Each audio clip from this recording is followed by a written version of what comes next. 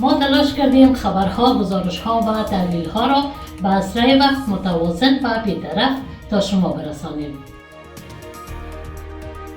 ستاسو د غږ انعکاس او د باور ساتل زموږ ستر مسؤلیت دی. موږ ژمن یو ترڅو دغه باور نور هم پیاوړی. پوشش مسائل حقوق بشری، آموزش دختران، مهاجرت و آزادی بیان بخش بزرگی از ماموریت ما بود. کورنی، سیمه‌ایز او نړیوال بدلونونه او پر افغانستان سربیره په جلاوطنۍ کې د افغانانو ژوند ته ورستنیږو.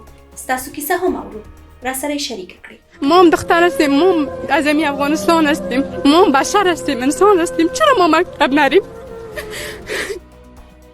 موږ د واقعیتونو په راسپړلو او د اطلاعاتو په متوازن انعکاس کې له تاسو سره یو. تاسې هم موږ وڅارئ.